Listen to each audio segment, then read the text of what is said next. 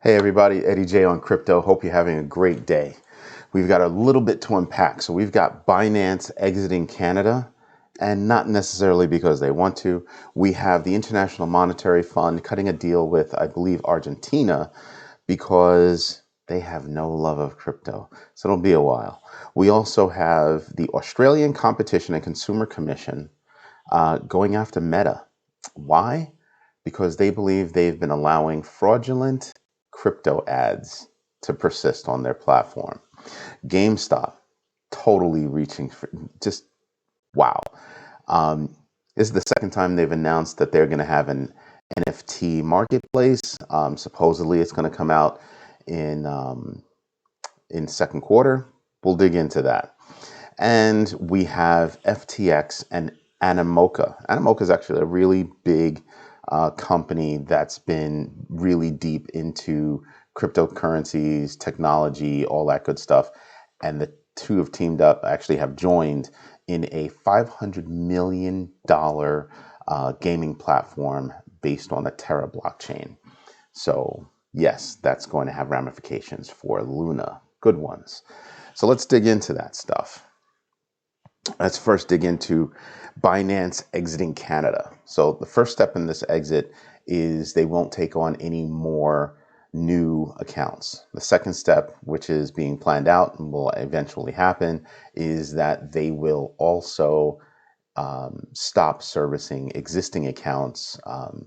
I think part of it is that they will allow those existing accounts, some of those existing accounts, to not pay any fees. And there will be most likely some reimbursement that will happen as well.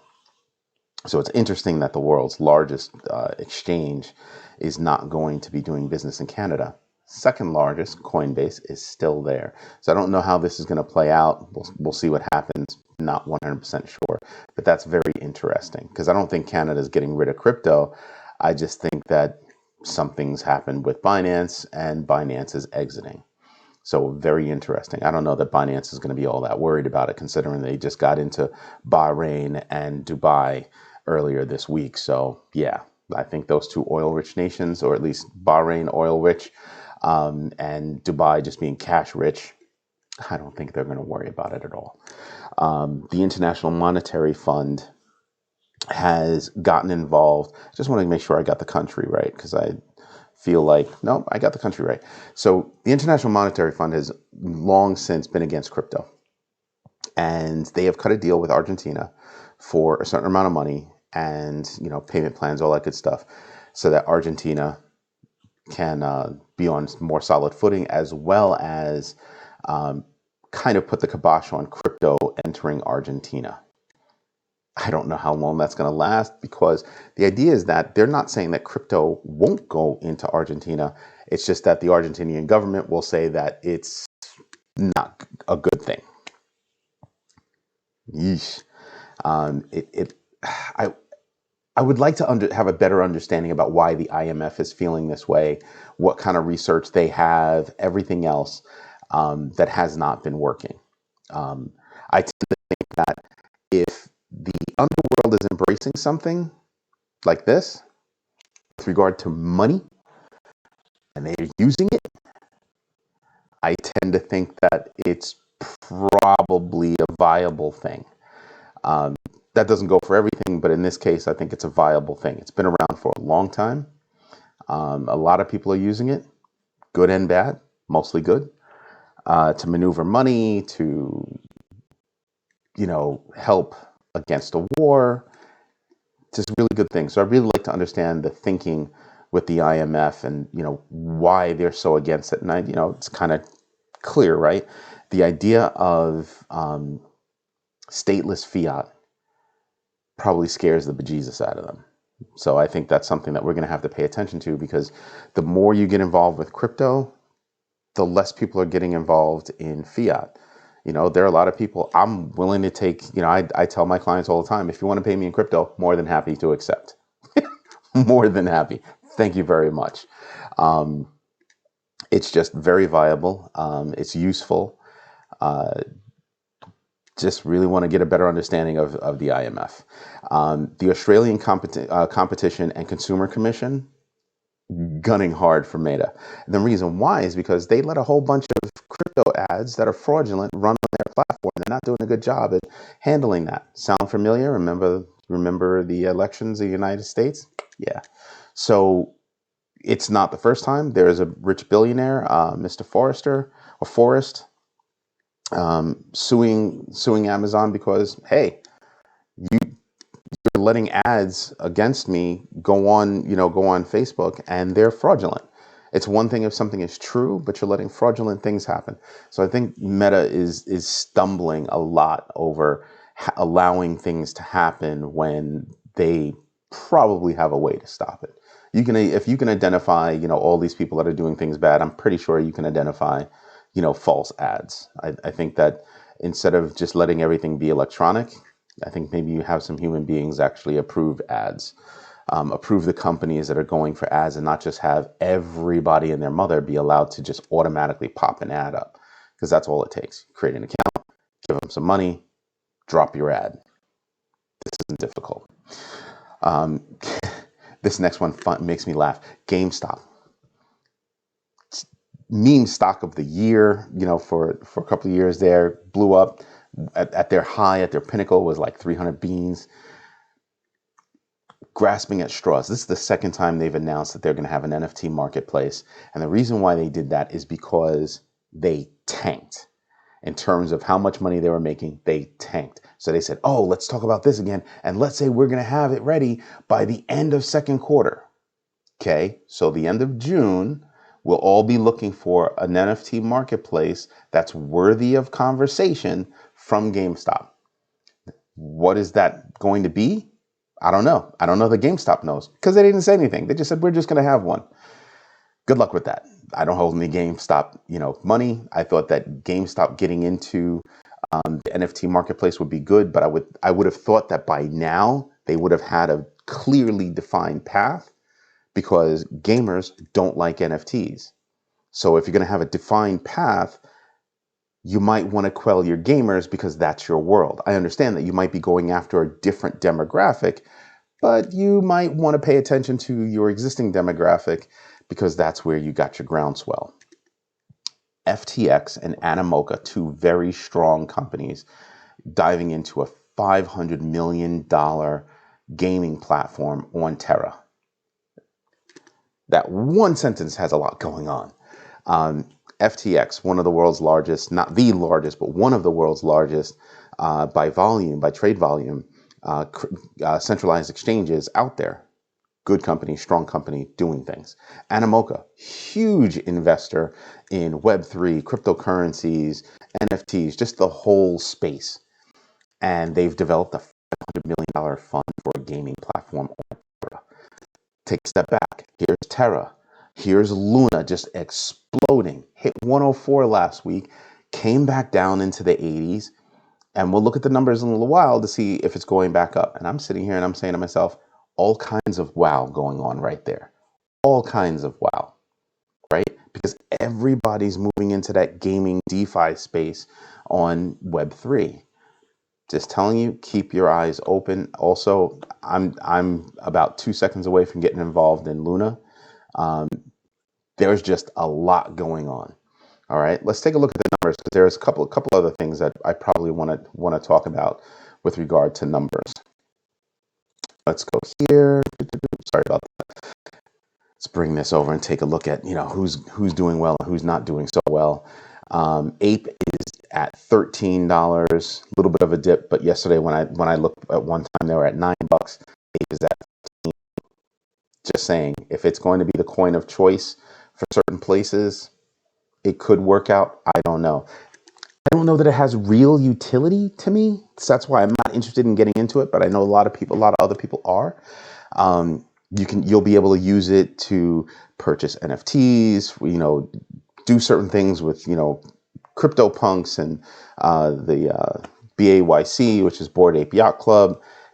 Cool, but what other real utility do you have, right? I look at Sand, as the utility as the coin for Sandbox, and I look at you could do a lot of things with that particular coin in Sandbox. Guess what? There's a lot you can do in there with that coin. this hasn't been developed yet. I think there's still too much hype around it. I have to see it play out. It's just not for me. I mean, if you're holding, BAYC, cool. If you're not, am I going to go buy that? Nope, not me. I'll wait. There's so many other more interesting coins that I would dive into besides ApeCoin. I think they could be doing something. It could be going in the right direction, but I don't know. I just don't see anything other than, oh, you'll be able to use this coin, to do this in this space. Whereas, comparable coins in other spaces that are much larger, that translate not just to the metaverse, but also in the real world, that makes a difference to me. So it'll be interesting to watch that play out. Are there any other coins on the loser side that are making me, flinch, be interested? And I'm not seeing anything. Aave is down 2%. That means zero to me. I told you, I have that 5% swing, plus or minus 5%. Don't care. All right, let's look at the winners. Look at these winners. Wow, those are big numbers. Whatever. But who's actually on this list that I care about? Because if you notice, I almost never stop at, coins that are ranked above 100. I mean, I do. We have a couple of them. We have Saitama, we have UFO Gaming, but rarely do I actually look beyond that. Loopring, 92, it's up 23%. Loopring was doing some interesting stuff, but they've had a lot of steam taken out of them. They might have been oversold, and that could be why they've popped up. I have to see them do something before I can get behind them. I really do. Moonbeam, up 17%. Not something I would dive into, but interesting nonetheless. Let's see, is there anybody else on this list over here that I'm interested in? Nope, not really. Okay, not bad. Total value locked at $212 billion. That's actually a very big deal. That's a very big deal. As you start to look at, who's got value locked and all that other good stuff, Anchor's moving up, Aave is moving up. That value lock brings value to your coin. And this is why I was taking a look at this. PancakeSwap moving up, Shibaverse and ShibaSwap. ShibaSwap is moving. People aren't paying attention to it, but I think it's got over $190 million in value locked. When you look at Cardano at over 200 million value, those are two coins that are quietly, exploding upwardly. So that's very interesting to me. Let's refresh this because I haven't seen this yet. So we were at 25 yesterday, and today we are at 28. So we still have fear, but we don't have extreme fear anymore. Like I said, if we can get some clarity and we can get an end to this unnecessary Russian war, just crypto is going to explode. And it's getting to a point where so many good things are happening in the crypto space that I wonder how long, that chokehold can maintain before it just even explodes even beyond that. So that would be interesting to me. Bitcoin is up at about 42,296. That's really good. It's moving sideways, but you see these little stair steps? That's the difference. I told you, I think over time it's just going to take these little stair steps and it'll go up. I'm also expecting it to come back down. I really do expect Bitcoin to come back down a little bit before it goes up again. And if it comes back down and retreats, I think other coins are going to follow suit and they'll retreat as well.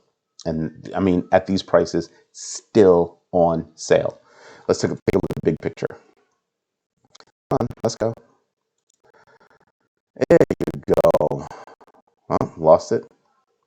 Give it a second, it'll come back.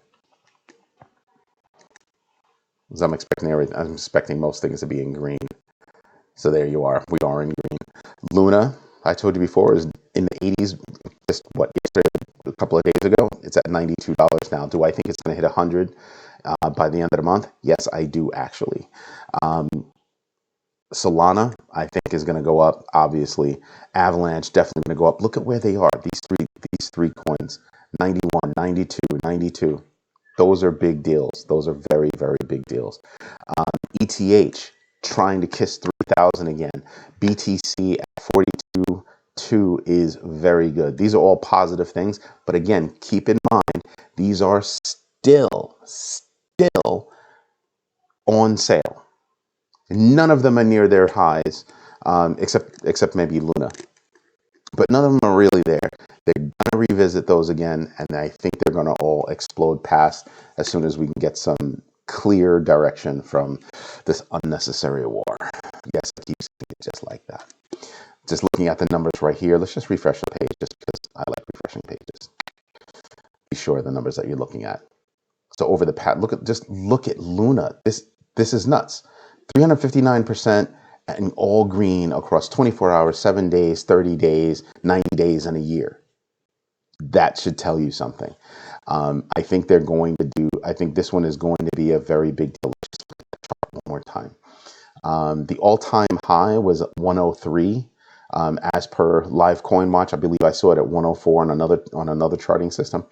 But that said, you're still at 103 and you're at $93 now. So a $10 jump, I don't think that's going to be hard for Terra Luna. I think it's going to be I think it's going to take off. As soon as that gaming platform starts to get talked about and starts to really get out there, that's another piece of news that's going to happen down the line that will also make Luna explode. So really pay attention to not the news of the day necessarily, but news that might have come to you a couple of days ago, a week ago, a month ago, 3 months ago.